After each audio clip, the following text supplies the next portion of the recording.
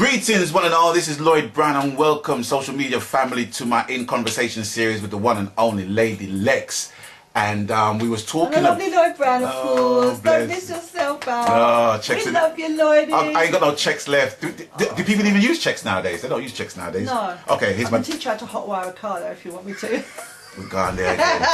We are gone there again. I'm joking. Oh my gosh. Anyway, pushing Lady Lex's criminal past aside, we're going to be fully talking about the Peckins era now. So in the last episode we spoke about the first release, which was God Bless the Child, which was a Billie Holiday cut. Yeah. You firmly getting your ambitions straight in your head as to what you want to do at this stage in your life and career, in fact. Yeah. So what followed on from there?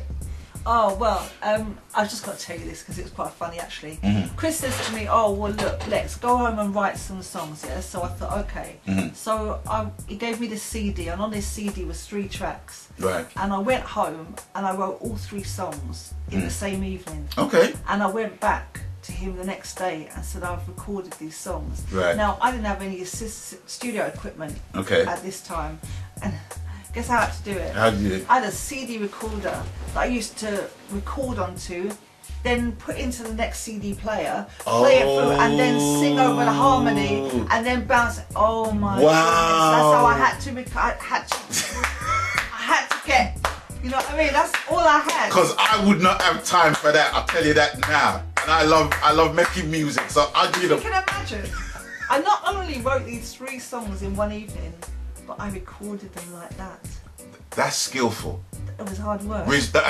And resourceful as well. But you know what the joke is? What's that? When I took it back to him, he goes, I love the tunes, Lex. He goes, but you know what? I goes, what? He goes, I gave you the wrong CD. I wrote 3 songs. For the wrong tunes. Yeah, they weren't his rhythms. Oh my gosh. In fact, what rhythms were those? One was Family, over the Waiting Around, and still to this day, I've got to record it over the original Studio One. Oh, okay. Oh gosh. What was the other one, Patrick? God, only you know. Only you. I know. Like-Minded People. Okay. I've got to play that to you, you know. Okay. I have to play that to you. Because it was actually, what happened was Patrick was going through cancer. And through that time, he kind of, he really sort of distanced himself. And it was a difficult time. And so I was kind of trying to implore with him to just talk to me and just tell me what your fears are, you know, just don't bottle it up and try to be the man about it. You need to talk, you know. And and at that time I was probably the most loneliest time of my life, because everyone would be ringing up and say, how's Patrick doing, how's da-da-da doing, but I wasn't getting a conversation with anyone. Do you know what I mean? How are you doing? Yeah, I was struggling big time. And so Like-Minded People was about that very situation. Talk to me, let me ease your mind, reason with me, and together we will find a common ground. There is knowledge to be found. You know, be with me, let us make a new start. You know, be open with me. I know that tune. Yeah. Sing piece of it for me, please. It's be with me, be with one at heart, be open with me. Yes. And together we will find. You remember the tune? Yeah. We're like-minded. I can't even remember exactly, but like-minded people. Yeah. So I wrote that song like in vain, really, because it was caught me by surprise, isn't it, Patrick? You took me by surprise rhythm. You took me by surprise, man. Okay. Yeah. So it was a rhythm, but a relic of a rhythm. Right. And so I'd written to that, well, thinking that these are the 3 songs that Chris has given me, so I've written these songs, haven't I? Twonk. Bless him. So after you corrected that mix-up, what was the follow-up that really firmly entrenched you as Lady Lex, the artist that has now arrived in this thing? There were a lot of songs that were coming out that were building up the profile. When my mum died in 2006, I wrote Is This Love? Right. And I wrote Book of Job. Oh my gosh. Oh, stop. That's when Book of Job came out. You get to God. Is the danger to pick up in the Babylon system. Absolutely. Yo, let me tell you something, Lex. when I heard that tune, it was like, oh my gosh. Yeah.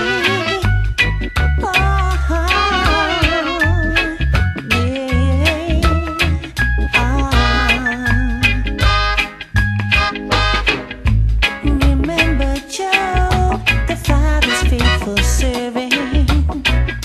His loyalty made him the victim of the serpent.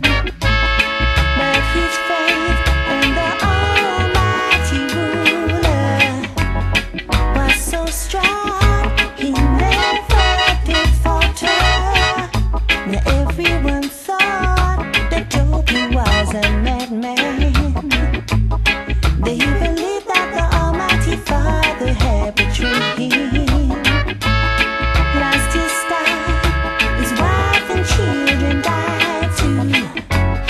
But he never lost faith, despite all the things he went through. As the closer you get to God, as the more dangerous you become, said the Babylon system.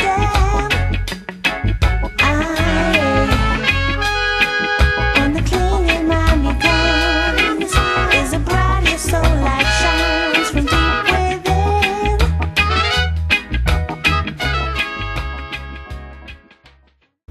And it was just so refreshing to hear something different on that rhythm, because many people had covered Make Up to Break Up. Even me, I covered it with the delightful Fiona. Yeah. You know. Oh, amazing singer. Yeah, absolutely phenomenal. But when I heard that song, it was like done my head in. It really done my head in, because it wasn't. It just went far beyond the song. Yeah. It's like the subject matter, what you were singing about. Yeah. It was like the song emanated from a divine place. Yeah, it was, because my mum had passed away, and I was actually giving thanks to the Father in that song for my mother's life. Yes. And for what I had with her, because she was such a great mum, you know, and she worked hard, and she gave me all that she could to set me on my way, you know. So when a lot of people say, why did you do that, God? Why did you question the Father? Why? But I never questioned the Father why. My thing was, well, thank you, Lord. And you know what? The thing is that with the book of Job, no matter how much was taken from Job, the Lord gave him twofold back, you know, so he got everything back for being a faithful servant. So I was never going to blame it on God and ask him why. I was never going to do that. So I always thought, yeah, well, you know what, these things are sent to try us. Absolutely. But remember Job, the Father's faithful servant. Absolutely. His loyalty made him the victim of the serpent. That's what made him the victim. So I think sometimes I've had a mad life. Apart from that, you know, apart from everything, I've had a crazy life. Sorry, Lex. I'm just the song is just reverberating in my head as you're talking about it now. You know what I mean? Yeah. So probably in the edit you're gonna just probably hear it right now. Honestly, tremendous song. Thank you. So after that, okay, the one thing I've got to say, I ride a motorbike out there. The one thing with me, right, was frustrating in relation to yourself, which had nothing to do with you. I have to add. I was waiting for the album. I know. And I think millions of people were waiting for the album. It's true. So what happened? What happened in that time? I don't know really what happened. I mean, all the tracks were there. But I think, you know, I just have to, well, they say nothing happened before the time, you know, Lloyd. And I think that they were waiting for me to have that real breakout track. I think really, I don't know what's in the mind, but that's for Chris and Duke to deal with. Sure. They're the producers and they're the people that's going to put it out. Right. But I think that, in all honesty, they were waiting for that track that was going to break me. And I think that came with conversation. Right, okay. And I think after that, you know, I recorded Sins Away and many tunes, but it was conversation that really did absolutely bust down the place. Right. And that was, you know, I had so many sound systems coming to me at that point. And there was like a gazillion pieces on that rhythm, right? But not at the time I was. Oh, not at the time when you recorded it. Oh, okay, so came out. Yeah. So that's what kind of spurred it on. Yeah, that's what spurred it on. And then after that, I'd have people come to me and say, listen, they were breaking down the walls, like pull up, pull up, pull up, pull up. And that's when you know, and that's when Chris and Duke must have thought to themselves, right, yeah. Now. I'd have tuned this. Now is the time. Because they're like stockbrokers, aren't they? Yeah, yeah. Do you know what I mean? You got to see who's like... Who still don't know how to use their phones properly. But then you ain't getting away with that one, Chris. to buy and sell though. So you know, I think I just have to say that I'm not on that side of it. I don't know that side of it. Do you know what I mean? I only know my side and what I'm doing. Absolutely, and so on and so forth. Yeah. You know. They know the territories and markets at the end of the day. Because me traveled clear of Japan one time, and I went into a store in Osaka. I think it was called Rockers Island. Yeah. And when I went in there was one wall, and it was just beer, Peckins, tunes. Yeah. I said, oh, right. Yeah. I was number 4 in Japan for a long, long time. God bless the child. Yeah. From back 2004, you know, 2003, 2004, somewhere around that time. Okay. And yeah, it was, you know, it's crazy because you're up there with people like Rod Taylor and it. Foundation, yeah. Man, you know. And I kept all of those cuttings, you know, from around the world. But that's the thing with Peckins, that they just weren't here. Right. Studio One is and Treasure Isle is worldwide. Yeah, absolutely. You know, so that instantly gave me access to everywhere in the world. Okay. Yeah. So from that point, obviously you're in demand now. Yes. Right. So obviously people want to see you now. Yes. So here's the thing. Yeah. Oh, yeah. Right. Some people don't know you're white. That's very true. Right. And you told me a couple of stories. But I want you to tell the people the story that you told me about Sardinia. Oh my gosh, yeah. So we went to Sardinia now. Yeah. And don't forget, I mean, everybody that they're inviting over there, they're all black. You know, everybody's Jamaican or of Jamaican heritage or from the West Indies, some or from Africa, whatever, you know. And then there's little old me. And we had our friends come out with us. Who were? Angela and Colin. Hi, Angela and Colin. And for those who don't know who Colin is, Colonel C. Colonel C. Absolutely. Right. So it's Colonel C. Yeah. And his partner. Absolutely. Right. That's right. Yeah. Rolling with Lady Lex. Yeah. Okay. Go on. That's right. So we were going out there now. I had my daughter with me as well. Or two daughters with me, but my one daughter was doing the backup vocals with me, and so was Angela at the time. And what was the reason for Angela doing the backup vocals? Well, because she always wanted to be a singer. Right. And it was coming up to her 50th. It was around that time, it was her 50th. And I just wanted her to be able to have that big stage experience to come on and, you know, so... It gets better. It gets better. So anyway, we were walking down this road. And we've got the camera crews coming out now, and they're all coming to film the artists and whatever. Walk straight past me because, boy, I look Sardinian. You know, if I go out to the Mediterranean, everyone's talking to me in Italian, Spanish, Portuguese. I go Greek. They can talk to me in Greek. I get people asking me if I'm Brazilian. I get everything, right? Because of my colouring. Right. But, you know, they walk clean past me and go to Angela and start interviewing Angela. Oh, are you looking forward to your performance? Well, of course you're going to answer because she is going to perform. She don't know no difference to this long interview of Angela. And I'm sitting down there just namming up my pasta, right? And me and my Michael Prophet, and we're sitting down there. Rest in peace, Michael. Love you like that, you know. Really, real man. Yeah, yeah. Lovely man. Yeah. Lovely man. Anyway, so me and Michael and I go to Michael. They're interviewing one Peckins singer. And I ain't going to tell them they're different, right? That's right, because I'm not going to push up myself and start going, well, do you know who I am? You know who I am? Exactly, right? So I'm just sitting down and having food and any minute now, they're bound to realise, they never did realise now, they must have cut the whole footage and got it back, and the people said, who's that? Why? I got a call.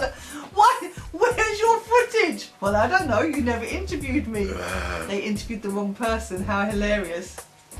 There you go. Well, they say there's a phrase, assumption is the mother of all. Yes. You'll make an out of you and me. Yeah. Absolutely. So basically, it was time for you to go out there and to perform. So what was the reception that you got from people now knowing that you're white? Well, you know what? I was used to that reception years before.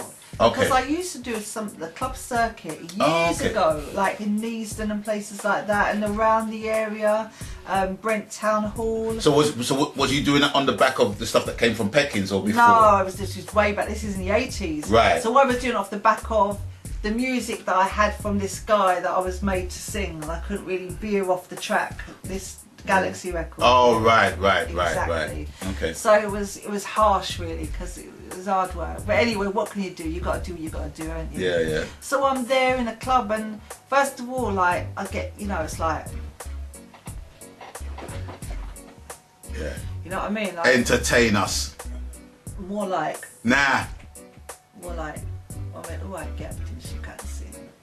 More like that, really. Sing. Because I know, because you got to remember, this is my life as well. I've grown up listening to this. I know what's coming, because I know what I'd be saying as well. Right. I'm foul of it as well, I can be foul of it.